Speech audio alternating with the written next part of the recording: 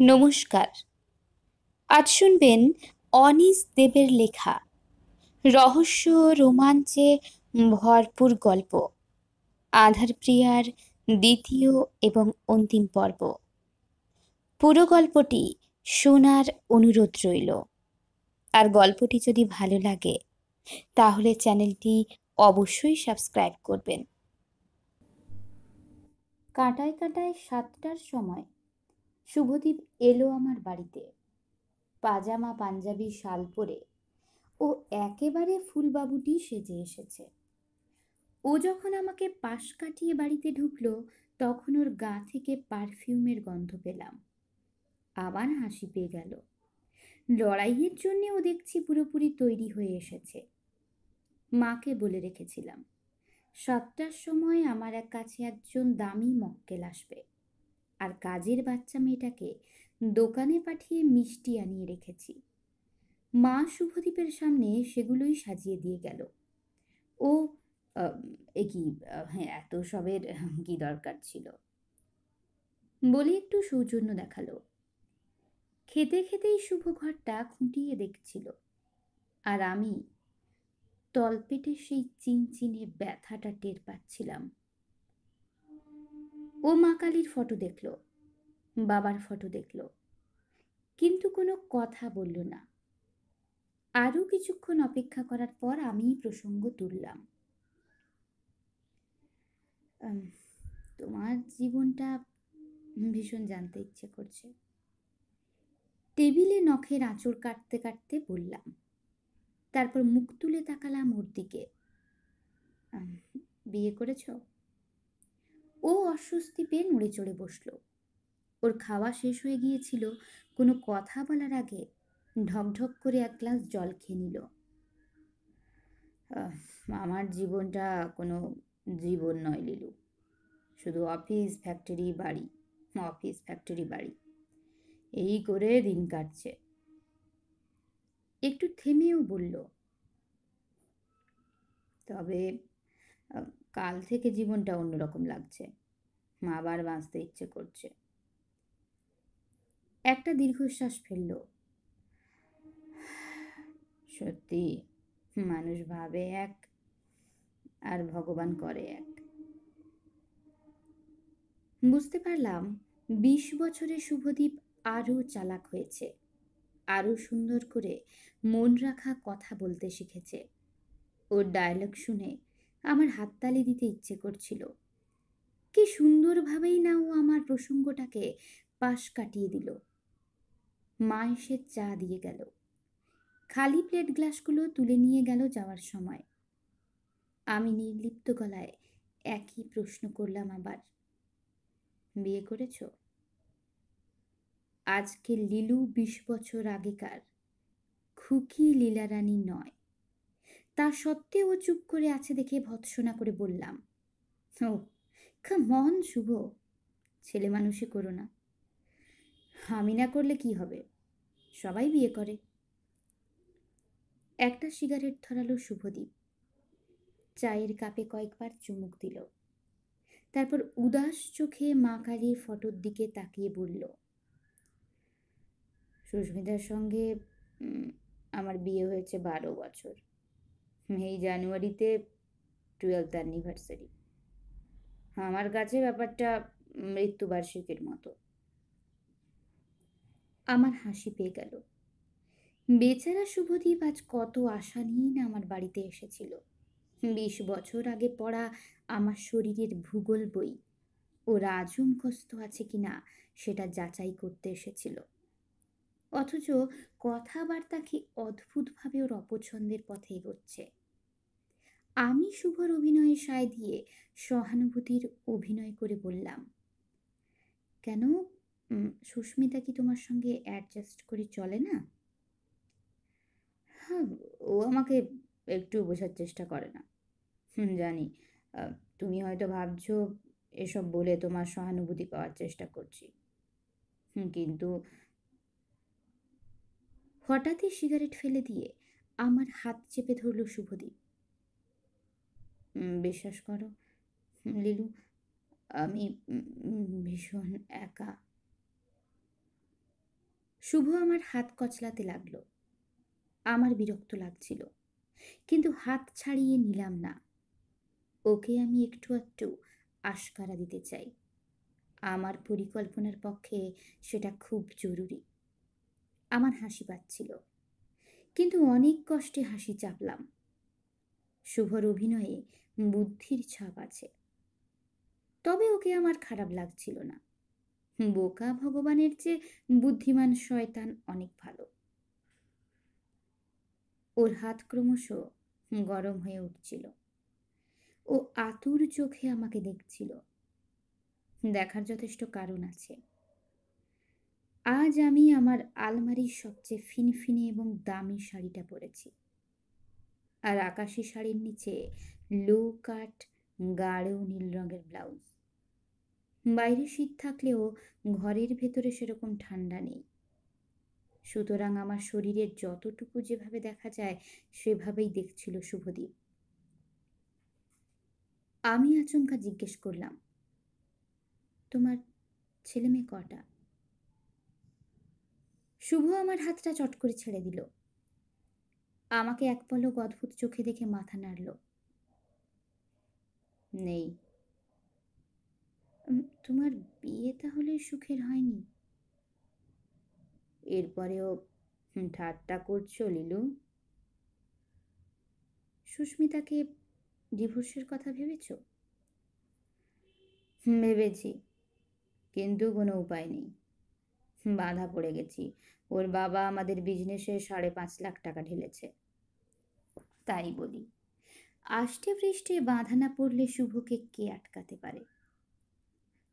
লিলু, তুমি সাহস দিলে আমি একবার চেষ্টা করতে পারি। তাহলে পুরনো ভুলটা শুধরানো যায়। বিশ্বাস করো, টাকা পয়সার দিকে আমার আর কোনো টান নেই, কিন্তু মেয়ে ছেলের দিকে আছে। বুঝতে পারছিলাম শুভর কথাগুলো আগাগোড়া মিথ্যে, পুরোটাই অভিনয়। কিন্তু তা সত্ত্বেও শুনতে খারাপ লাগছিল না।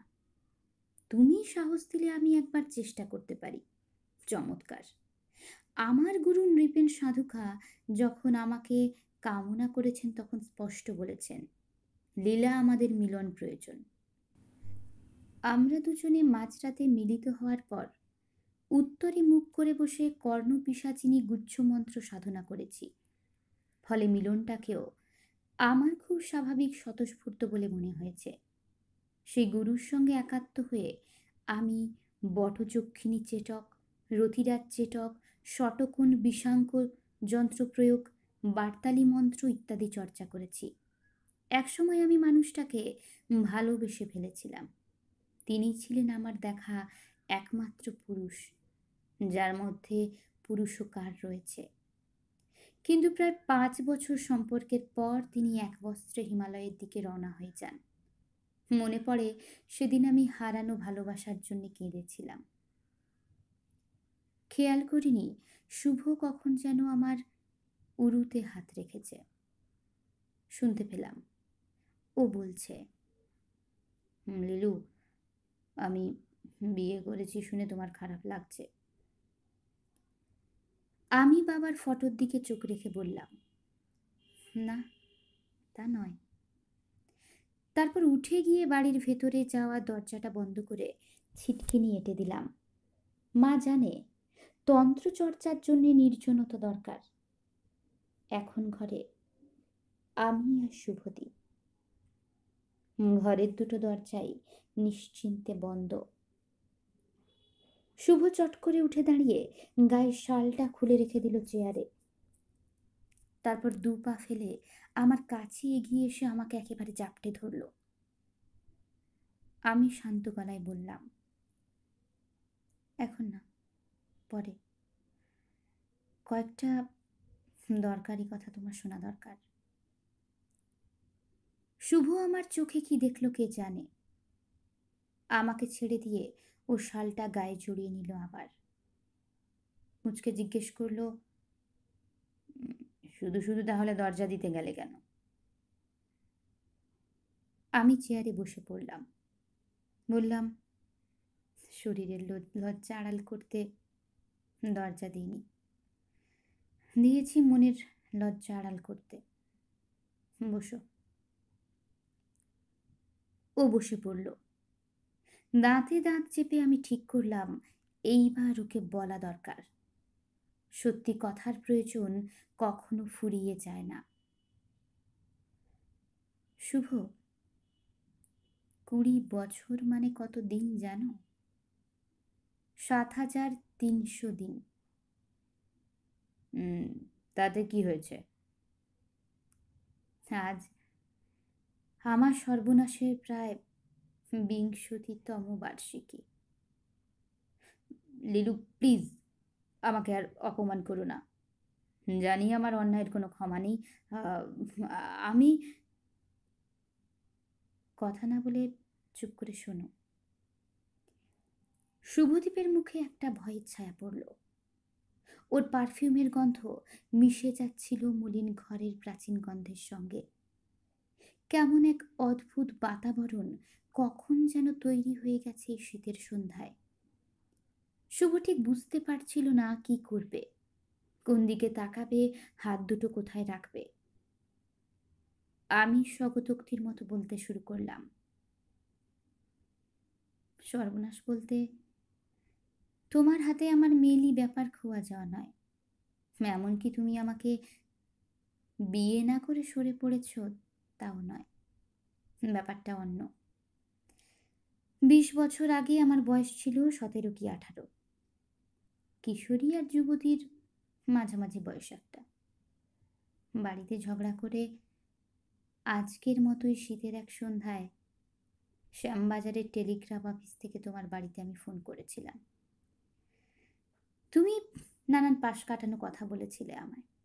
বলেছিলে আপসেট হওয়ার কিছু নেই। তারপর তোমার কোনো ক্লাসমেটের সঙ্গে কথা বলার ভান করেছিলে। তুমি যদি শুভদীপের চোয়াল কিছুটা ঝুলে পড়েছিল। ও বোধহয় কিছু বলতে যাচ্ছিল। আমি হাত তুলে ওকে বাধা দিলাম। আমার কথা এখনো শেষ হয়নি। নানান দুশ্চিন্তা মাথায় করে সেদিন আমি বাড়ি ফিরে এসেছিলাম। তুমি জানো না কিভাবে আমার এক একটা দিন এক একটা রাত কেটেছিল। বেশ কয়েকদিন সন্ধেবেলা আমি কফি হাউসে গিয়ে তোমার জন্য অপেক্ষা করেছি। তুমি আসোনি। শুভ, আমি কিন্তু তোমার বাড়িতে যেতে পারতাম। পারতাম ইউনিভার্সিটিতে তোমার সঙ্গে দেখা করতে। হয়তো হইচই হতো, অনেক ঝামেলা হতো, শেষ পর্যন্ত সমাধানও হয়তো একটা হতো। কিন্তু আমার আত্মসম্মানে বেঁধেছিল। ফাঁপা আত্মমর্যাদা নিয়ে আমি শুধু অপেক্ষাই করে গেলাম মূর্খের মতো।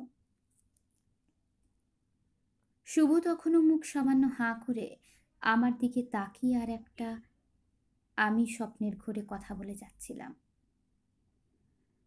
তুমি তো জানো অ্যাবরসেন তখন বেআইনি ছিল। ফলে অনভিজ্ঞ অপদার্থ একটা মেয়ে অসহায়ভাবে শূন্যে হাতাড়াতে লাগলো। লুকিয়ে চুরিয়ে যে কিছু করব তাও পেরে উঠলাম না। ভাবতে পারো তখন আমি কি পাগলামিটাই না করেছি। যা দিয়ে পেরেছি চেষ্টা করেছি, নিজেকে ক্ষত বিক্ষত করেছি। পেন, পেন্সিল, স্কেল, অ্যালুমিনিয়ামের হ্যাঙ্গার।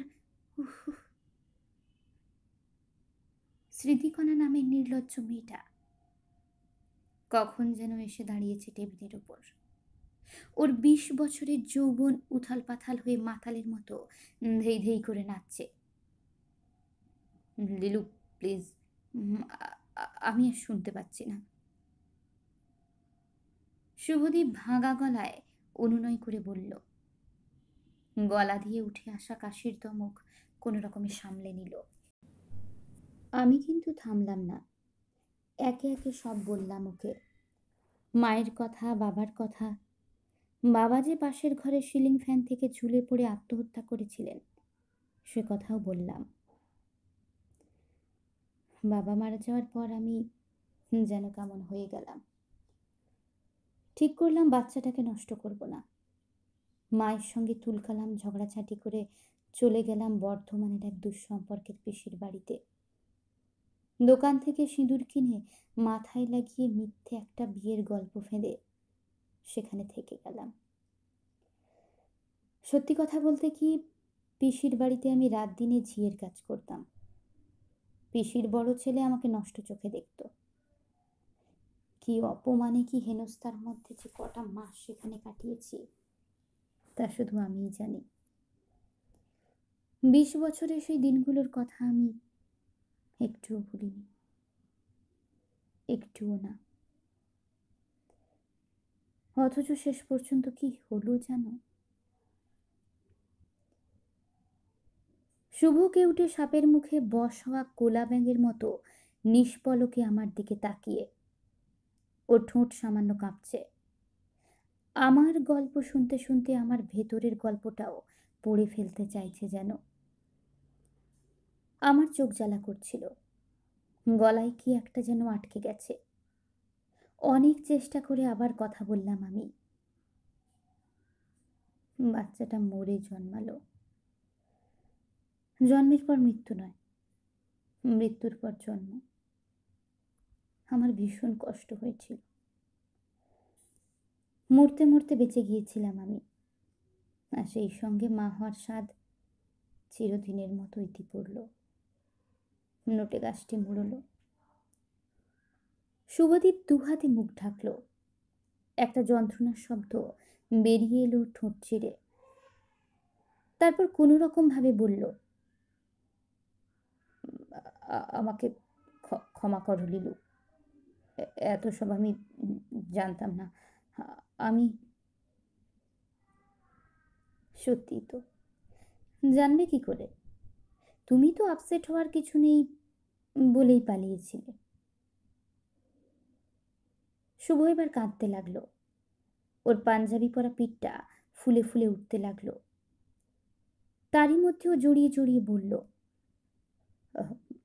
আমাকে শাস্তি দাও। আমার বাবা কি ভয়ঙ্কর মানুষ ছিলেন তুমি জানো না। তাছাড়া আমি তখন পড়াশোনা নিয়ে। ওর কান্নায় আমার মন নরম হতে দিলাম না। 20 বছরে আমি অনেক কেঁদেছি, কেউ সে কান্না শুনতে পায়নি। শুভ, সে টেলিফোন করা রাতের ব্যাপারটা নিয়ে পরে আমি অনেক ভেবেছি। সেদিন তোমার কাছ থেকে আমি বোধহয় শুধু ভরসা চেয়েছিলাম, চেয়েছিলাম তুমি আমার পাশে এসে দাঁড়াও। পরে কি হতো সেটা পরে ভাবা যেত। আমার তলপেটে কেউ যেন বরফের ছুরি চালালো। গোপন যন্ত্রণায় মুখ কুঁচকে গেল আমার। লিলু, আমি সেদিন ভুল করেছিলাম। সেদিন আমার খুব অন্যায় হয়েছিল। তুমি আমাকে শুধরানোর সুযোগ দাও, একটিবার। আমি হাসলাম। আমার অভিযোগের উত্তরে শুভদীপ প্রতিবাদ করার কোনো যুক্তি খুঁজে পাচ্ছে না। আর শুধরানো তার মানে বিয়ে? শুভদীপকে? কখনো না। সুস্মিতার কথা না হয় ছেড়েই দিলাম। না, একটি বিশেষ অঙ্গ যে জাতির একমাত্র মূলধন, সে জাতির কোনো প্রাণীকে বিয়ে করার স্বাদ আমার নেই। তবে শরীরের চাহিদার ব্যাপারটা আলাদা। অনেকক্ষণ আমরা চুপচাপ বসে রইলাম। শুভদীপ রুমাল বের করে চোখ, গাল, কপাল মুছছিল বারবার। আর আমার চোখ জ্বালা করছিল, তলপেট জ্বালা করছিল। স্মৃতিকণাকে আর টেবিলের উপর দেখতে পেলাম না। আমি মনে মনে ভাবছিলাম, আমার মতো বিপন্ন অবস্থায় শুভ যদি কোনোদিন আমাকে ফোন করত, আমি ওর মতোই এড়িয়ে যাওয়া কথাবার্তা বলতাম। তারপর ওকে বর্ধমানে পিসির ভরসায় ছেড়ে দিতাম। হঠাৎই খেয়াল করে দেখি, শুভ কখন যেন আমার কাছে সরে এসে গায়েটায় হাত দিচ্ছে। বুঝতে পারছিলাম অপরাধবোধের খোলস ছেড়ে ধূর্ত নারী খাদকটা আবার বেরিয়ে এসেছে বাইরে। শীতের রাত, ঘরের দুটো দরজাই বন্ধ। এ সুযোগ ছাড়া আর কোনো মানে হয় না। আমি মনে মনে হাসলাম। বর্ধমানের পিসির চেয়েও বড় শাস্তি আমি ওকে দিতে চাই। কিন্তু ওর তো সংসার আছে, একটা বউ আছে, নিশ্চয়ই আমার চেয়ে কম বয়সী কোনো ফুটফুটে মেয়ে। শুভ তখন আমার গা ঘেঁষে বসে পড়েছে। ওর অভিসারী হাতের গন্তব্যের কোনো বাছ বিচার আর নেই। আমার কানের কাছে মুখ নিয়ে এসে ও বিড় বিড় করে বলছিল, সুস্মিতাকে আমি ছেড়ে দেব, নকল বিয়েতে আমার আর কোনো স্বাদ নেই। আমার লিলুকে আমি খুঁজে পেয়ে গেছি। তুমি আমার প্রথম ভালোবাসা, তুমি আমার শেষ ভালোবাসা। লিলু, লিলু, লিলু, এ তুই কি করলি? লিলু, এ তুই কি করলি? শুভদীপকে আমি আরো স্পষ্ট করে চিনতে পারছিলাম। 20 বছরেও বিশেষ শুধরায়নি। ও আমাকে দাঁড় করিয়ে দিল জোর করে, আমাকে জাপটে ধরে ওর একমাত্র মূলধন ঘষতে লাগলো আমার শরীরে, আমার মুখে, গালে, ঠোঁটে, যেখানে সেখানে চুমু খেতে লাগলো পাগলের মতো। আমার ডায়মন্ড হারবারের দিনটার কথা মনে পড়ে যাচ্ছিল, সেই সঙ্গে অসহায় মেয়েটার টেলিফোনের কথাও। যখন ও প্রায় চূড়ান্ত স্তরে পৌঁছে গেছে তখন ওকে থামালাম। ও স্টিম ইঞ্জিনের মতো ফুঁসফুঁস করে শ্বাস নিতে লাগলো। আমি ওকে ঠেলে সরিয়ে দিয়ে বললাম, আজ নয়, পরে ফোনে বলে দেব। শুভদীপ আকাঙ্ক্ষা থেকে বঞ্চিত মানুষের চোখে আমাকে দেখল, জিজ্ঞেস করল, কেন? আমি বললাম, এটা আমার ক্লায়েন্টদের সঙ্গে কথা বলার ঘর, এটা টুকটাক মারণ উচাটন বশীকরণের ঘর। এ ঘরে আর সব কিছু আছে, শুধু ভালোবাসা নেই। আজ তুমি যাও। শুভ যথেষ্ট আহত হলো, কিন্তু নিহত হলেও আমার কিছু করার ছিল না। নিজেকে তৈরি না করে ওর সঙ্গে কিছু করতে চাই না আমি। লিলু, কাল আসবো? ও আকুল গলায় জানতে চাইল। আমি ঠান্ডা গলায় বললাম, না, কাল নয়, পরশু, সময়টা পরে আমি বলে দেব। কাল নয় কেন? বাচ্চাদের মতো বায়না করল শুভ। ওর শ্বাস প্রশ্বাস আবার স্বাভাবিক হয়ে এসেছে। ওর প্রশ্নের উত্তরে হাসলাম আমি। বললাম, অপেক্ষার আনন্দ থেকে তোমাকে বঞ্চিত করতে চাই না বলে।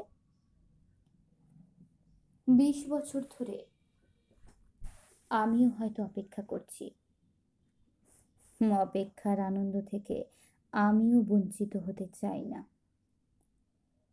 অপ্রসন্ন মন নিয়ে শুভদীপ চলে গেল। আমি ওকে টাটা করে বিদায় জানালাম। শুভদীপ চলে যাওয়ার পর অনেক রাত পর্যন্ত নানান বইপত্র ঘাঁটাঘাঁটি করলাম। দেওয়ালের একেবারে নিচের তাক থেকে একটা প্রাচীন পুঁথির কপি বের করলাম। নেপালের দরবার পাঠাগারের একটি দুষ্প্রাপ্য অমূল্য পুঁথি, গুচ্ছসূত্র। এটা তারই কপি। সেটার পাতা উল্টে অনেকক্ষণ পড়াশোনা করলাম, কাগজে নোট নিলাম। তারপর বের করে নিলাম আরো 2টি বই, গর্ভপ্রবেশ ও সৃষ্টিশাস্ত্র। সেগুলোর কয়েকটা বিশেষ পৃষ্ঠা খুঁটিয়ে পড়ার পর পেয়ে গেলাম আমার আকাঙ্ক্ষিত সমাধান, বন্ধা নারীর নিশ্চিত গর্ভসঞ্চারের হদিশ। একবার এক মক্কেলের জন্য এই টোটকা কাজে লাগিয়েছিলাম, তাতে ফলও পাওয়া গিয়েছিল। এবারে আমার নিচের পালা। একটা সাদা কাগজে যাবতীয় তথ্য আচার লিখে নিতে লাগলাম। ওম হং গং নং জং ফং শংখং মহাকাল ভৈরবায় নম। 2 চামচ মধু, 1 চামচ পোস্ত, পোয়াটাক দুধ, তিল পরিমাণ আফিম ও ধুতুরার 2টি বীজ গুঁড়ো করে ভালো করে মিশিয়ে একটি সূচি কাচপাত্রে রাখবে। দ্রব্যটিকে শুষ্ক করে একটি কাকের পালক ও একটি পেঁচার পালক দিয়ে 3 বার করে স্পর্শ করবে। তারপর দ্রব্যটিকে উপরোক্ত মন্ত্রে 108 বার অভিমন্ত্রিত করবে। অভিমন্ত্রিত করার সময় নিচের যন্ত্রটি অষ্টগন্ধের সাহায্যে ভূর্জপত্রে অঙ্কন করে চোখ বুজে বাঁ হাতের অনামিকা দ্বারা স্পর্শ করে রাখতে হবে। এই আচারের পর গর্ভকামী যুবতী দ্রব্যটি সেবন করবে এবং বীর্যবান পুরুষের সঙ্গে পূর্ণ মিলনে লিপ্ত হবে। মিলনকালে মন্ত্রটি নিবিষ্ট মনে জপ করবে। এই প্রকারে সিদ্ধিলাভ অবশ্যম্ভাবী। বইগুলোতে এর পরেও লেখা ছিল পুত্র সন্তান লাভের জন্যে কি কি নিয়ম মানতে হবে, আর কন্যা সন্তানের জন্যেই বা কি নিয়ম। সেসব আমার কোনো দরকার নেই, কারণ আমি চাই কিছু একটা হোক, তা সে ছেলে মেয়ে বা হিজড়ে যাই হোক, আমার কাজ চলে যাবে। শুভদ্বীপের পর যেদিন আসবে সেদিন আমাকে তৈরি থাকতে হবে আগে থেকেই। মাকে আর কাজের মেয়েটাকে দেশবন্ধু পার্কে ভাগবত পাঠ শুনতে পাঠিয়ে দেব, যাতে বাড়ি খালি থাকে। তারপর আমি শুভ আর অশুভ, শুধু এই তিন শক্তির খেলা। পরদিন সকালে শুভদীপ ফোন করলো। লিলু, কেমন আছো? ভালো, তুমি? তোমার ডাকের জন্য অপেক্ষা করছি। আমিও 20 বছর ধরে অপেক্ষা করছি। হেসে ওকে বললাম, আমিও ডায়মন্ড হারবারের সেই দিনটার অ্যাকসেন্ট রিপ্লের জন্য হন্যে হয়ে ওয়েট করছি। অন্যরকম ইঙ্গিত দিয়ে হাসলো শুভ। আমি হেসে বললাম, অপেক্ষার আনন্দ টের পাচ্ছ? আনন্দ নয় লিলু, যন্ত্রণা। আজ রাতে তোমার বাড়ি যাচ্ছি। জেদি গলায় বলল, না আজ নয়। ওর আশায় ঠান্ডা জল ঢেলে দিলাম আমি। পরে বলবো। এই কথা বলে টেলিফোন রেখে দিলাম। সারাদিনে আমাকে মোট 3 বার ফোন করলো ও। কথাবার্তায় বুঝতে পারছিলাম ওর মাথা আর কাজ করছে না, শুধু শরীর কাজ করতে চাইছে। আমি হাসলাম মনে মনে, আপন মনেই বললাম, ধৈর্য ধরো বৎস, ধৈর্য ধরো। তারপর দিনও শুভদীপের ফোন এলো। ফোন করেই ওর প্রথম প্রশ্ন, কবে লিলু? আমি হেসে বললাম, আজ রাতে। ও আনন্দে একেবারে দিশেহারা হয়ে গেল। গদগদ গলায় বলল, সোনামণি, আজ রাতে আর ছলনা করো না। আমি ঠান্ডা গলায় বললাম, তুমি ঠিক রাত 8টায় এসো। হেসে আরো বললাম, বাড়ি ফিরতে তোমার রাত হতে পারে। ও উৎসাহী গলায় বলল, নো প্রবলেম, আমার সঙ্গে গাড়ি থাকবে। সেদিন সন্ধে থেকেই তৈরি হওয়ার কাজ শুরু করলাম। বেশ টের পাচ্ছিলাম ভেতরে ভেতরে একটা উত্তেজনা ধীরে ধীরে জানান দিচ্ছে। ঠিক 8টার সময় কলিং বেল বেজে উঠল। সদর দরজা খুলতেই শুভদীপকে দেখতে পেলাম। আজও যথারীতি পাজামা, পাঞ্জাবি আর শাল। নাকে এলো পারফিউম আর হুইস্কির গন্ধ। লিলু, তোমার টানের কাছে তড়িৎ চুম্বকও হার মেনে যাবে। মজা করে বলল শুভদীপ। বুঝতে পারছি ওর দণ্ডচুম্বকের অবস্থা খুব খারাপ, তাই বললাম, এসো, ভেতরে এসো। ভেতরে ঢোকার জন্যই আমি ছটফট করছি, চোখ মুটকে বলল। তারপর, আমার কথাটার কিন্তু ডাবল মিনিং। আমি হাসলাম। ওর জন্য যে কি অপেক্ষা করে আছে তা যদিও জানতো। জানলে নির্ঘাত দৌড়ে পালাতো এ বাড়ির দরজা থেকে। বাইরে ফুটপাতের ল্যাম্পপোস্টে পাশ ঘেঁষে দাঁড়িয়ে থাকা একটা কালো কুকুর আকাশের দিকে মুখ তুলে মিহি সুরে কেঁদে উঠল। বোধহয় বেচারা শীত করছে। আমি আবার ওকে ডাকলাম, এসো। আমাকে পাশ কাটিয়ে ভেতরে ঢোকার সময় শুভর বাঁ হাত যেন অসাবধানে ঘষে গেল আমার বুকে। আমার ঘাড়ের কাছে মুখ নামিয়ে ও জড়ানো গলায় বলল, sweet witch, I love you, I love you Lilu. মনে পড়ে গেল 20 বছর আগে এক নির্বোধ অষ্টাদশী 4টে শব্দ শোনার জন্যে সমরখদ্দ বোখারা দিয়ে দিতে পারতো কেন, দিয়ে দিয়েছিল। আজ এই 4টে শব্দ 4টে লম্বা কালো শুঁয়োপোকার মতো আমার কানে কিলবিল করতে লাগলো। আমি সদর দরজা বন্ধ করে দিলাম। শুভ আমাকে পেছন থেকে জড়িয়ে ধরল, বেপরোয়া আদর করতে লাগলো দরজার কাছে দাঁড়িয়ে। আমি কোনো রকমে ওকে ভেতরে শোয়ার ঘরে নিয়ে এলাম। নিচু গলায় বললাম, বাড়িতে আর কেউ নেই? শুভ এক ঝটকায় ওর শালটা ছুঁড়ে দিল একটা চেয়ারের ওপর। পাঞ্জাবিটাও খুলে ফেলল মসৃণভাবে। ওর পরনে শুধু স্যান্ডো গেঞ্জি আর পাজামা, শীতে গায়ে কাটা দিয়েছে। ওর পাজামার দিকে লক্ষ্য করে বুঝলাম জ্বর বাড়ছে, থার্মোমিটারের পারা উঠছে। বললাম, তুমি একটু পাল্টাওনি শুভ? আমি আমি তোমার কৃতদাস লিলু।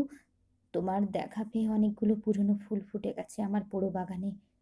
তুমি আমার প্রথম ভালোবাসা, তুমি আমার শেষ ভালোবাসা। সুস্মিতাকে কাটিয়ে দেওয়ার ব্যাপারটা আমি খুব সিরিয়াসলি ভাবছি। আমি তখন তৈরি করা দ্রব্যটির কথা ভাবছিলাম। জিনিসটা বিছানার মাথার কাছে একটা টেবিলে ঢাকা দিয়ে রেখেছিলাম। আমি সেটার দিকে হাত বাড়াতেই শুভ আমাকে জড়িয়ে ধরল আবার। বলল, আর্লি টু বেড। আমি ওর বাঁধন ছাড়াতে বললাম, এক মিনিট প্লিজ, একটা ছোট কাজ বাকি আছে। একটা কাচের বাটিতে জিনিসটা রেখেছিলাম আমি। ঢাকা তুলে কাচের বাটিটা হাতে নিলাম।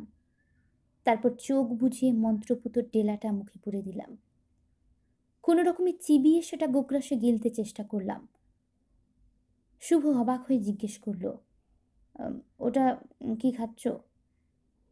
আমি বললাম, এটা আয়ুর্বেদিক ওষুধ। এটা খেলে বাচ্চা হওয়ার ভয় থাকে না। লিলু, তুমি সত্যি লাজবাব, উৎফুল্ল হয়ে বলল শুভ। আমি বাটিটা রেখে দিয়ে টেবিল থেকে জলের জাগ তুলে নিলাম। ঢকঢক করে জল খেয়ে কোনো রকমে মুখের বিস্বাদ ভাবটা কাটালাম। শুভ আর দেরি করতে পারল না। আমাকে জড়িয়ে ধরে পাগলের মতো আদর করতে শুরু করলো। আমার বুকে মুখ ঘষতে ঘষতে সেই 4টে শুঁয়োপোকা ছেড়ে দিল বারবার। আমার তলপেটে চিনচিনে ব্যথাটা হঠাৎই শুরু হয়ে গেল। গা গুলিয়ে উঠতে লাগলো। চোখের সামনে সেই হাই স্পিড চলচ্চিত্র ঝিলিক মেরে মিলিয়ে যাচ্ছিল। আর একটা 17-18 মেয়ে উবু হয়ে বসে ওর শরীরের ভেতরকার শরীর নষ্ট করার চেষ্টা করছিল। আমার শাড়ি ব্লাউজ ইত্যাদি পেশাদারি হাতে খুলে ফেলেছে শুভ। আমার নগ্ন শরীর দেখে ওর লালসাও যেন হোঁচট খেয়ে থমকে দাঁড়ালো। ও বিড়বিড় করতে লাগলো, মারতেরই সেই ফিগার, লিলু তুমি সত্যিই না স্বপ্ন? ঘরের জানলা দরজা বন্ধ থাকলেও আমার কেমন লজ্জা করছিল। তাই অনেক কসরত করে বেড সুইচ টিপে ঘরের আলো নিভিয়ে দিলাম। শুভদীপের তীব্র শক্তি আমাকে কাত করে ফেলে দিল বিছানায়। ও নিজের বাকি পোশাক খুলে এলোমেলোভাবে এদিক ওদিক ছড়িয়ে দিল এবং আমরা শুরু করলাম। শুভ উত্তেজনায় থরথর করে কাঁপছিল। আমি ওকে চুমু খেলাম। ও পাগলের মতো আমাকে চটকাতে লাগলো আর বারবার বলতে লাগলো, লিলু, লিলু, আমার লিলু। বয়স শুভদীপের আগ্রহ আর ক্ষমতাকে বিন্দুমাত্র ভোঁতা করতে পারেনি। ওর তাড়াহুড়োয় আমার ব্যথা লাগছিল, কিন্তু সব সহ্য করলাম। ও ছন্দে নড়তে লাগলো আর আমি নিবিষ্ট মনে গুপ্ত মন্ত্র জপ করতে লাগলাম। বিড়বিড় করে আমার মন্ত্র আওড়ানো শুনে শুভদীপ একটু ভুল বুঝল। ও ভাবলো আমি ভীষণ উত্তেজিত হয়ে পড়েছি। তাই দ্বিগুণ উৎসাহে নিজের কেরামতির অহংকারে আরো উদ্দাম হয়ে উঠল। খাটে ক্যাঁচকোঁচ শব্দ হতে লাগলো। একটু পরেই আমাকে আঁচড়ে কামড়ে চিৎকার তুলে শুভদীপ খেলা শেষ করলো। আমি কয়েক হাজার মাইল দূর থেকে ও চরম তৃপ্তির ঘটনা প্রত্যক্ষ করলাম। কিছুক্ষণ অপেক্ষা করলাম ক্লান্ত শরীরে। শুভ কয়েকটা ভালোবাসার চুমু এঁকে দিল এখানে সেখানে। তারপর উঠে বাথরুমে গেলাম। একটু পরে ফিরে এসে শাড়ি জামা কাপড় পরতে শুরু করলাম। শুভ বিছানায় বসে সিগারেট টানছিল। আমাকে দেখে আবেগ মাখানো গলায় বলল, লিলু, নতুন করে আবার শুরু করা যায় না? আমি 20 বছরের পুরনো বমির গন্ধ পেলাম।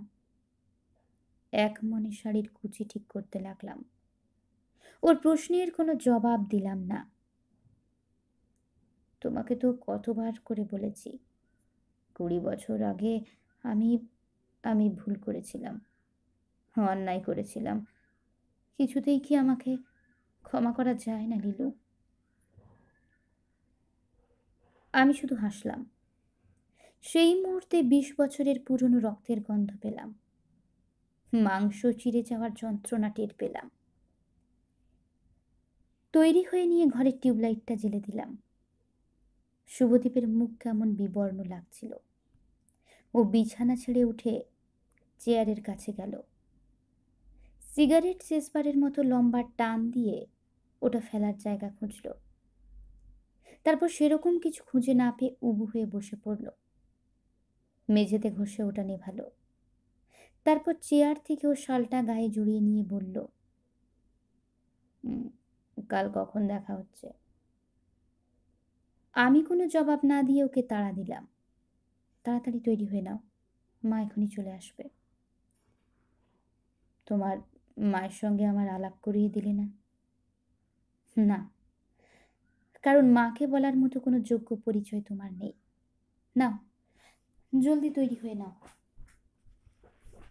ও পোশাক পরে নিতে শুরু করলো। তারপর আমার খুব কাছে এসে দাঁড়ালো। লিলু, তোমার সঙ্গে দেখা না হলে আমি মরে যাব। আমি হেসে বললাম, তাই? তাহলে ধরে নাও আর দেখা হবে না। শুভদীপ কয়েক মুহূর্ত হতবাক হয়ে দাঁড়িয়ে রইল, তাকিয়ে রইল আমার দিকে। তারপর রুক্ষভাবে বলল, তাহলে আমাকে এভাবে ডাকলে কেন? শুলে কেন? নাকি তোমার টাকার দরকার? আমার হাসি পেল। পুরনো জানোয়ারটা 20 বছরের পথ ডিঙিয়ে ধীরে ধীরে বেরিয়ে আসছে। ওর থুতনিতে হাত দিয়ে বাচ্চা ছেলেকে আদর করার মতো করে নেড়ে দিলাম। বললাম, শুভ, লাখ টাকার প্রশ্ন করেছো তুমি। সত্যি কেন যে তোমাকে আদর করে ডাকলাম, কেন যে শুলাম, তা যদি তুমি জানতে। আর কথা না বাড়িয়ে ওকে দরজা পর্যন্ত এগিয়ে দিলাম। যাওয়ার আগে ও নাছোড়বান্দার মতো বলল, কাল তোমাকে ফোন করব। আমি দরজা বন্ধ করে দিলাম। দরজার কাছের আঁধারি জায়গায় দাঁড়িয়ে চুপ করে কিছুক্ষণ ভাবলাম,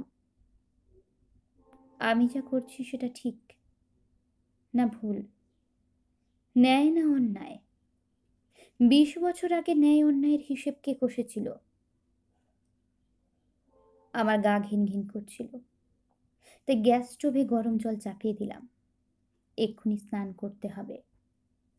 সারাটা রাত আমি ঘুমোতে পারলাম না। পাগলের মতো কাঁদলাম। খোলা জানালা দিয়ে শীতের রাত দেখলাম, আকাশের তারা দেখলাম, এলোমেলো গান গাইলাম, শুভকে যা তা গালিগালাজ করলাম। বুকের মধ্যে অদ্ভুত এক কষ্ট হতে লাগলো। বারবার ভাবতে লাগলাম, যা করতে চলেছি তা উচিত হবে কিনা। ঠিক তখনই আমার চোখের সামনে বাবার ঝুলন্ত মৃতদেহটা দুলতে লাগলো। মায়ের বুক ফাটা হাহাকার শুনতে পেলাম। আর শূন্য বয়সে চলে যাওয়া ক্ষুধে দস্যিটা চিৎকার করে আমাকে চৌচির করে দিতে লাগলো। আমার চোখের জল জমাট বেঁধে বরফের কুচি হয়ে গেল। না, শুভদীপকে ক্ষমা করা যায় না। এইভাবে দোলাচলের মধ্যে কয়েকটা দিন কেটে গেল। তারপর আমি অনেকটা শান্ত ও স্বাভাবিক হয়ে গেলাম। শুভদীপ পরপর 4 দিন আমাকে ফোন করেছিল, কিন্তু আমি ঠান্ডা গলায় ওকে একই কথা বলেছি আর মনে করিয়ে দিয়েছি সুস্মিতার কথা। ও তাতে ক্ষেপে উঠেছে পাগলের মতো। তারপর থেকে আমাকে ফোন করা বন্ধ করে দিয়েছে। কিছুদিন পরেই বুঝলাম গুহ্যসূত্র, গর্ভপ্রবেশ ও সৃষ্টিশাস্ত্রের নির্দেশ ব্যর্থ হয়নি।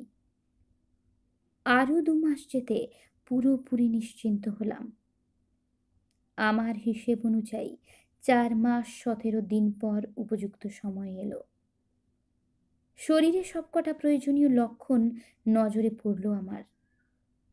তখনই কাজ শুরু করলাম।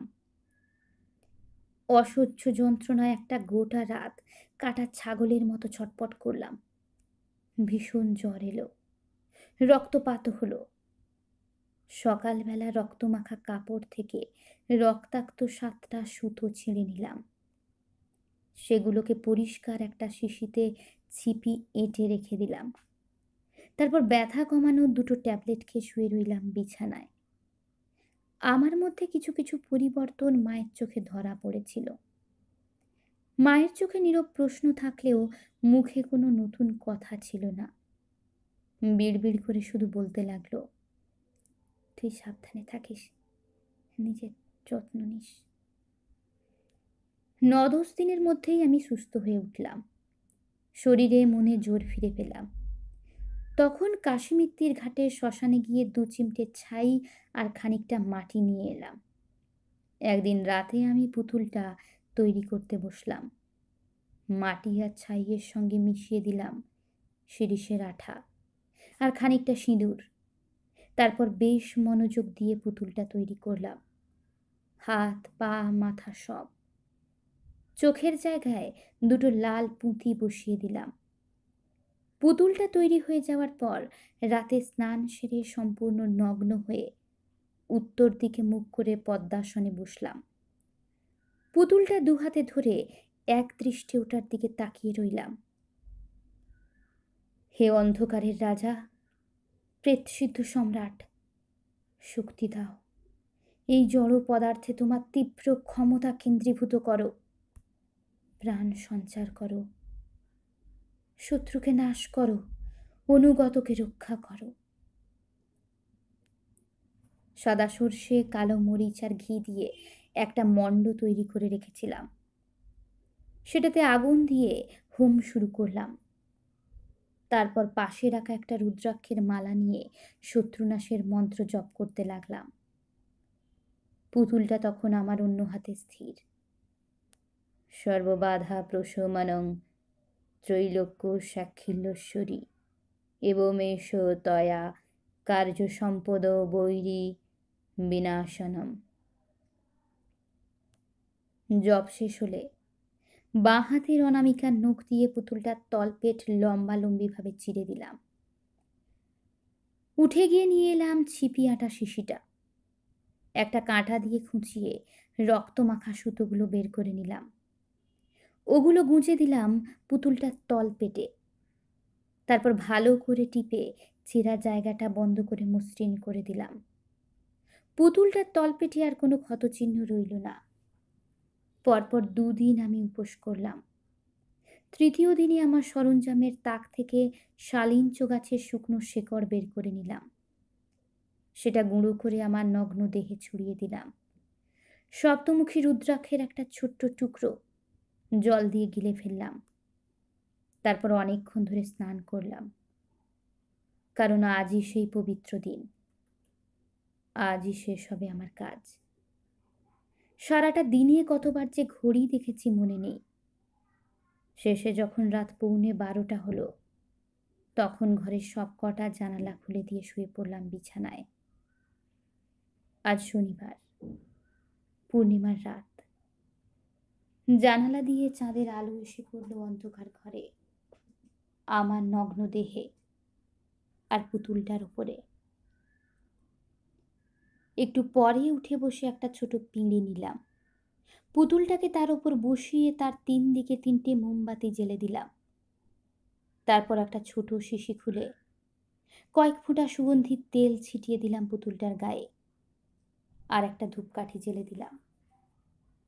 কপালে খানিকটা সিঁদুর আর কাজল মেখে আমি পুতুলটার সামনে ধ্যানস্থ হয়ে বসলাম। তারপর প্রার্থনা শুরু করলাম। একটু পরেই আমার শরীরে অসহ্য যন্ত্রণা শুরু হলো। ভাঙা কাঁচের টুকরো দিয়ে কেউ যেন কাটছে। আমার ভেতরটা নিষ্ঠুরভাবে আঘাত করছে বারবার।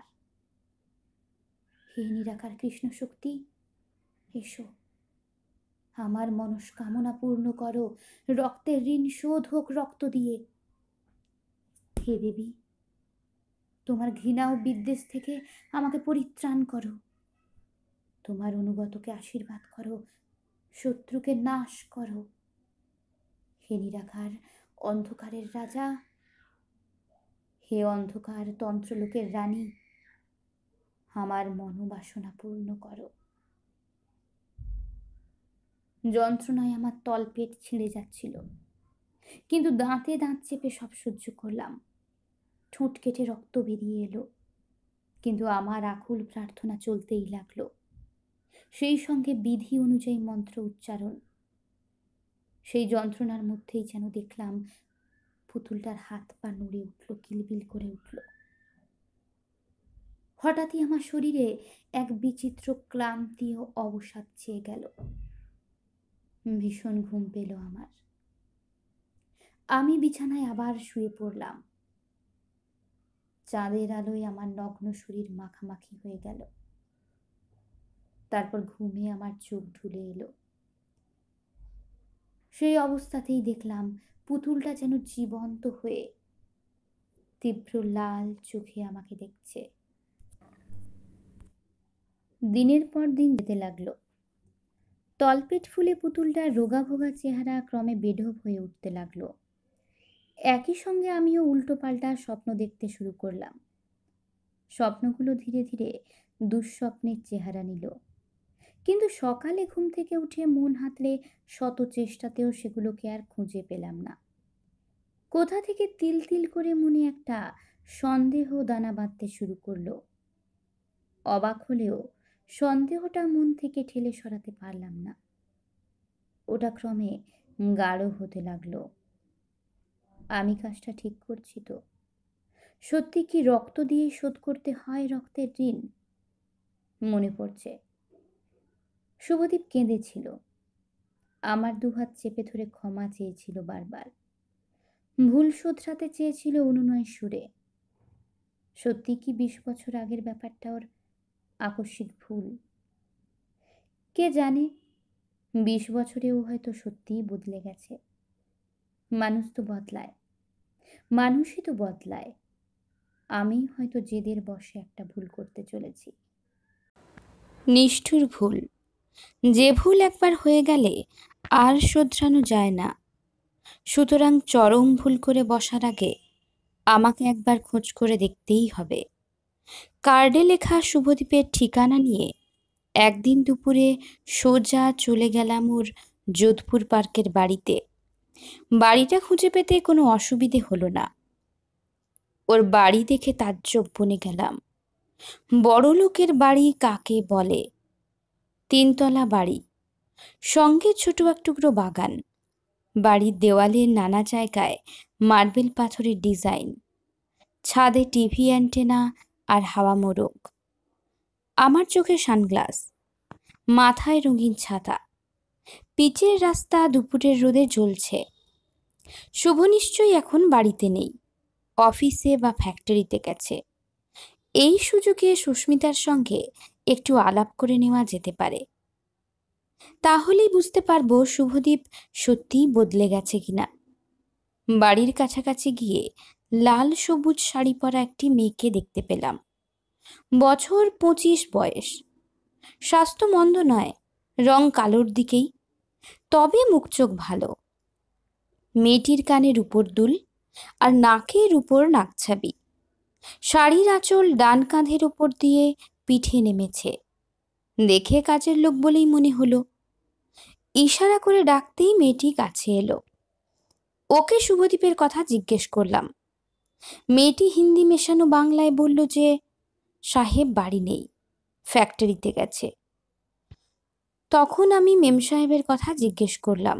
বললাম, "আ, আমি সুস্মিতাজির দোস্ত, একসঙ্গে স্কুলে পড়তাম, শ্যামবাজারে থাকি।" মেয়েটির চোখে আচমকা জল এসে গেল। আঁচল দিয়ে চোখের কোণ মুছে বলল, আপনি জানেন না, বড় মেম সাহেব খুদকুশি করেছে। এই তো করিব 1 মহিনা হলো। আমি অবাক হয়ে গেলাম। খুদকুশি? আত্মহত্যা? ব্যাগ থেকে একটা 10 টাকার নোট বের করে মেয়েটির হাতে দিলাম। তারপর জিজ্ঞেস করলাম, কেন সুইসাইড করলো কেন? এরকম ভালো স্বামী, যার এত পয়সা, শান শওকত, সে কেন হঠাৎ সুইসাইড করতে যাবে? তখন কাঁদতে কাঁদতে মেয়েটি যা বলল তার সারাংশ এই। সুস্মিতাজির পতি মোটেই ভালো লোক নয়। বাড়িতে বসে সবসময় মদ খায়, উল্টোপাল্টা অরত ইয়ারদোস্ত নিয়ে আসে, রোজ বিবির সঙ্গে হুজ্জুতি করে। অথচ বড় মেম সাহেবের পয়সাতেই তার এত বলবোলা। 2টো বাড়ি, 2টো গাড়ি, ফ্যাক্টরি, অফিস, কি নেই? সুস্মিতাজির মতো মালকিন হয় না। এত ভালো ছিল। লেকিন সবই তাকদির। অনেক সহ্য করেছিল, শেষ পর্যন্ত আর পারল না। আমি ভেতরে ভেতরে পাথর হয়ে যাচ্ছিলাম, আর সেই সঙ্গে স্বস্তিও পাচ্ছিলাম। তাহলে ভুল আমার হয়নি। ওকে জিজ্ঞেস করলাম, সুস্মিতাজি কিভাবে খুদকুশি করেছে? মেয়েটি ভাঙা গলায় জানালো যে বাথরুমে দরজা বন্ধ করে বড় মিয়াম সাহেব তার হাত পায়ের শিরা ব্লেড দিয়ে কেটে দিয়েছে। অনেক খুন বেরিয়েছিল। সাহেব তখন বাড়ি ছিল না, কোম্পানির কি একটা কাজে দিল্লি গিয়েছিল। চিৎকার চেঁচামেচি করে দরজা ভেঙে সবাই সুস্মিতাজিকে দেখতে পায়। থই থই রক্তের মধ্যে মেমসাপ পড়েছিল। উফ, সেই রক্ত! কিছুই তাহলে পাল্টায়নি, শুধু আমিই দুর্বল হয়ে পড়েছিলাম। কিন্তু সুস্মিতার সুইসাইডের ব্যাপারটা শুভদীপ আমাকে ফোন করে জানালো না কেন? এটা তো রাহু মুক্তির সুখবর, নাকি ওর কোনো মতলব ছিল? কয়েক মাস পর সব থিতিয়ে গেলে তারপর কি ও খবরটা আমাকে জানাবে? তারপর হ্যাংলার মতো আবার বলবে, লিলু, নতুন করে সবকিছু আবার শুরু করা যায় না। না, সবকিছু আর শুরু করা যায় না, এখন শেষ করার সময়। উফ, শুভ তাহলে সেই শুভই আছে, নাগা 5 তলা নিখুঁত জানোয়ার। সুস্মিতার জন্য আমার কান্না পেল। তলপেটে চিনচিনে ব্যথা শুরু হলো, মাথা ঝিমঝিম করতে লাগলো। মেয়েটিকে বললাম, সাহেব বাড়ি ফিরলে এত সব কথা বলার দরকার নেই, শুধু বলবে আমি খোঁজ করতে এসেছিলাম। আপনার নাম? বলবে শ্যামবাজারওয়ালি মেমসাব, তাহলেই তোমার সাহেব বুঝতে পারবেন। এখানে নকরি করতে আমাদের মন লাগে না দিদি, মেয়েটি কাঁদো কাঁদো গলায় বলল। আমি ঠান্ডা সুরে জবাব দিলাম, কে করতে বলেছে? ছেড়ে দাও চাকরি। শুভদীপের বাড়ি থেকে ফিরে আসার পথে গনগনে রোদ্দুর আমার মাথায় যেন আগুন ধরিয়ে দিল। নাকে রক্তের আষ্টে গন্ধ পেলাম। গন্ধটা বাড়ি ফেরা পর্যন্ত আমার নাকে লেগে রইল। পরদিন সন্ধে নাগাদ শুভদীপকে ফোন করলাম আমি। টেলিফোনে আমার গলা পেয়ে ও একেবারে উৎফুল্ল হয়ে উঠল। লিলু, কাল তুমি আমার বাড়িতে এসেছিলে? আমি বললাম, হ্যাঁ। আমি ঠিকই আন্দাজ করেছি, তবে ভয়ে তোমাকে ফোন করিনি। কিছুক্ষণ চুপ করে থেকে ও আবার বলল, লিলু, থ্যাংক গড যে তোমার রাগ পড়েছে। আমি হয়তো তোমাকে 2-1 সপ্তাহ পর ফোন করতাম। কেন? সুস্মিতা সুইসাইড করেছে এই খবরটা আরও থিতিয়ে গেলে তারপর আমাকে জানাতে? আমি নির্লিপ্তভাবে বললাম, উফ লিলু, সবসময় তুমি এত মারমুখী হয়ে থাকো কেন বলো তো?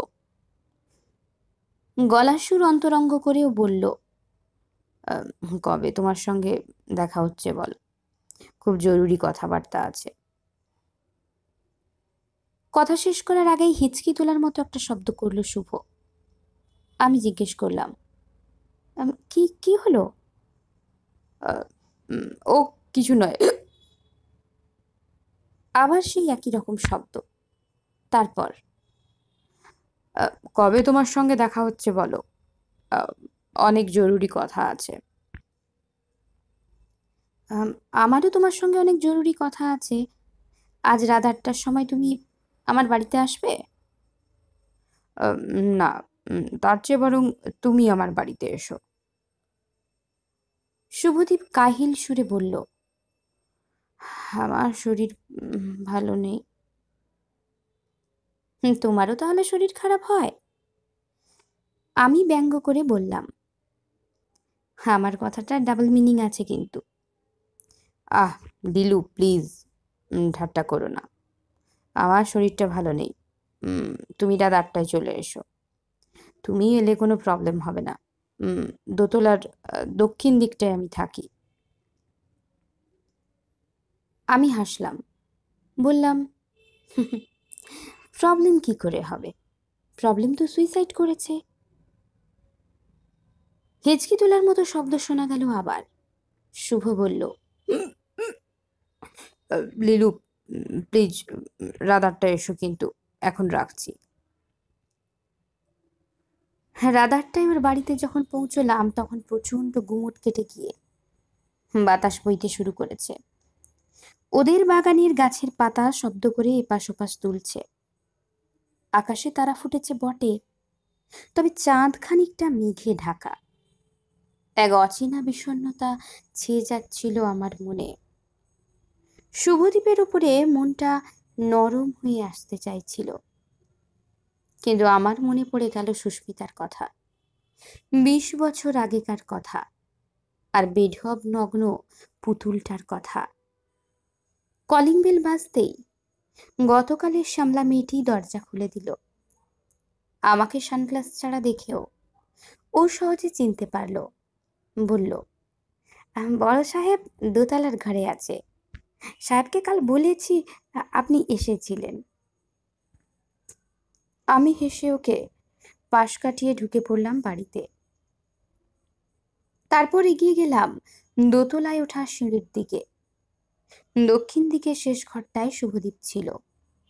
বিছানায় কাত হয়ে বসে টিভি দেখছিল। আমাকে দেখেই রিমোট কন্ট্রোলের বোতাম টিপে টিভি অফ করে দিল। সোজা হয়ে উঠে বসতে বসতে ক্লিষ্ট হাসল। বলল, হ্যাঁ, আরে এসো এসো বসো। আমি টিভির প্লাগ পয়েন্টের সুইচটা অফ করে দিলাম। ঘরের ভেতরটায় এক পলক চোখ বুলিয়ে নিলাম। সর্বত্র বড়লোকি ছাপ, সবকিছু সাজানো ফিটফাট। আমি শুভদীপকে খুঁটিয়ে দেখলাম। প্রায় 5 মাস পর ওকে আমি দেখছি। এর মধ্যেও তেমন কিছু একটা পাল্টায়নি, অন্তত ওর বাইরেটা পাল্টায়নি, কিন্তু ওর ভেতরটা যে পাল্টে যাচ্ছে সে খবর আমার চেয়ে ভালো আর কে জানে। আমি একটা শৌখিন মুড়া টেনে নিয়ে ওর বিছানার কাছে বসলাম। ওর মুখে ক্লান্তি শ্রান্তির পাণ্ডুর ছাপ।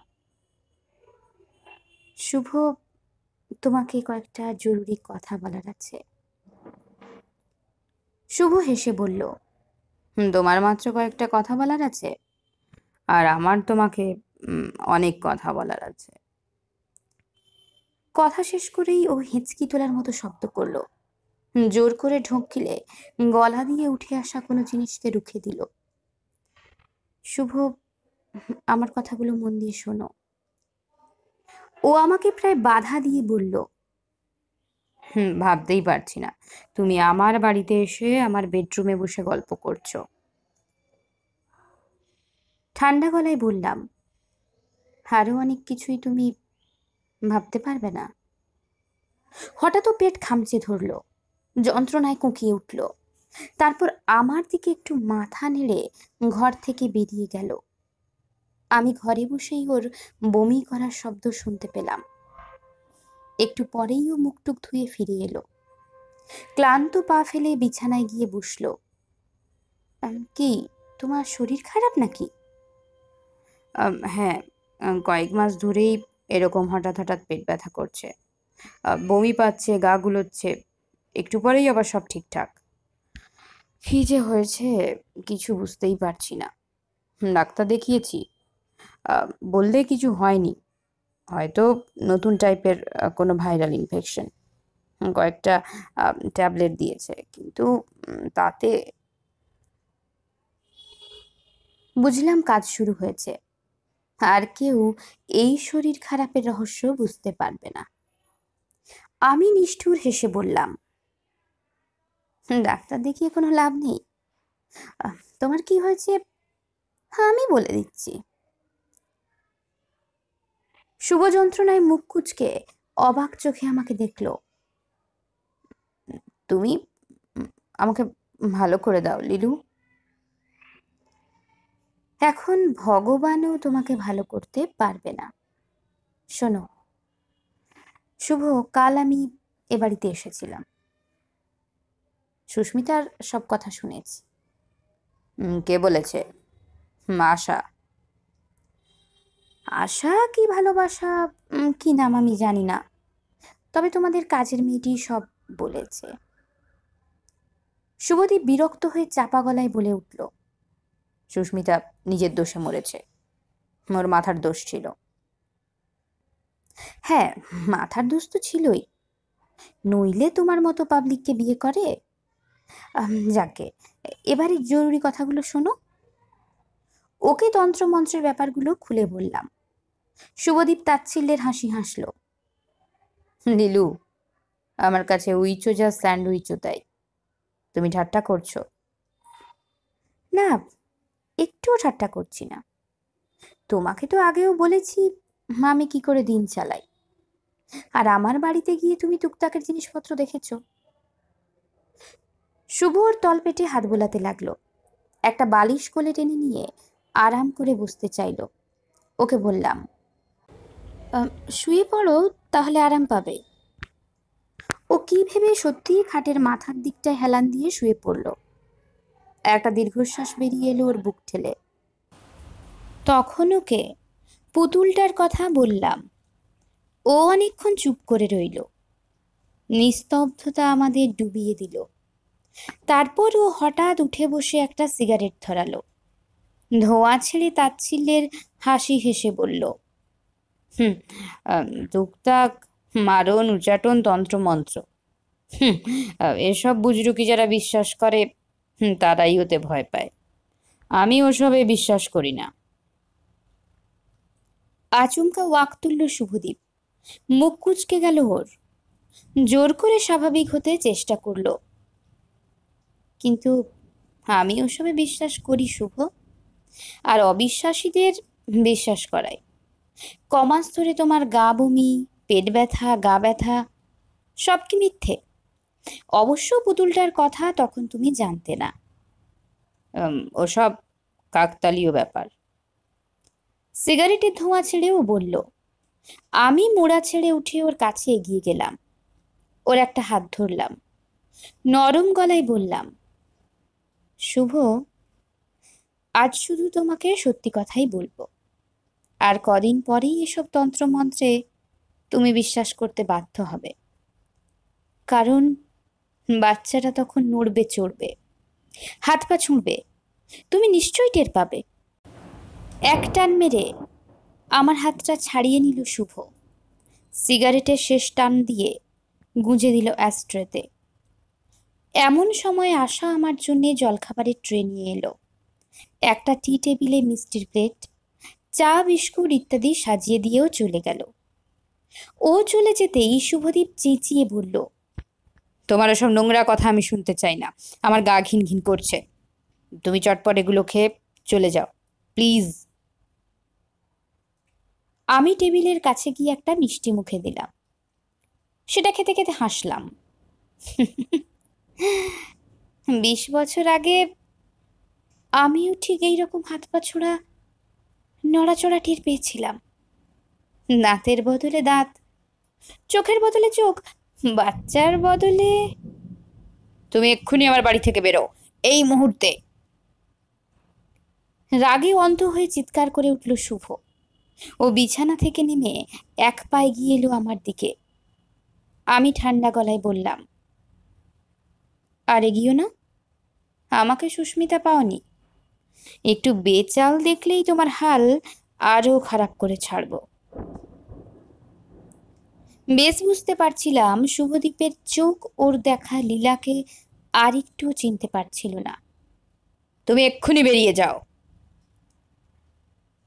হুমকি দিয়ে বলল। হ্যাঁ যাব, এ সময় তোমার বিশ্রাম দরকার। আউট, কোনো কথা আমি শুনতে চাই না, আউট।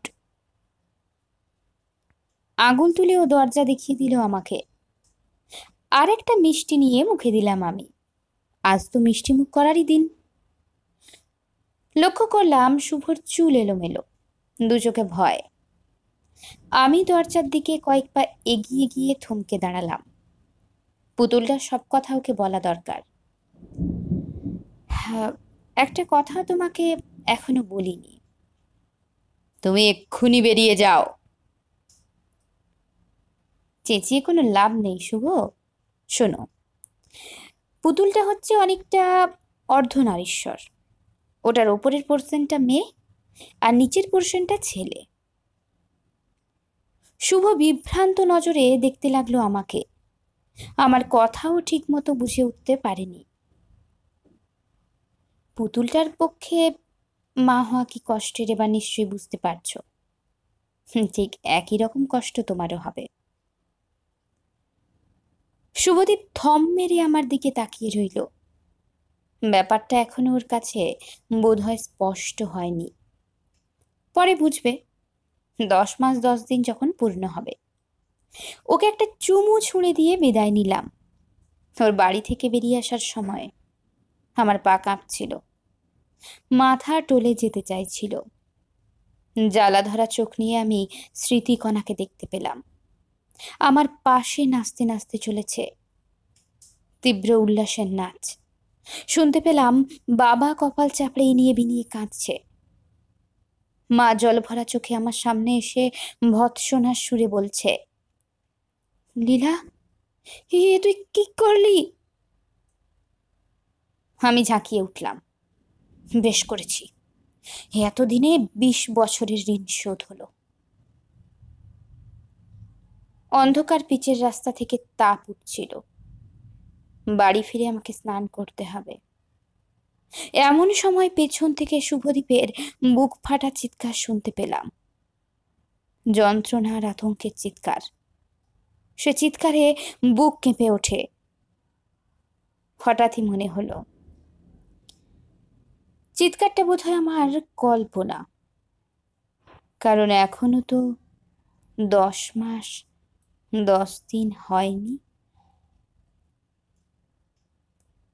আপনারা এতক্ষণ শুনলেন অনিস দেবের লেখা রহস্য রোমাঞ্চে ভরপুর গল্প আঁধার প্রিয়া। আজ তার দ্বিতীয় এবং অন্তিম পর্ব। গল্পটি ভালো লাগলে আমাদের চ্যানেলটিকে সাবস্ক্রাইব করবেন।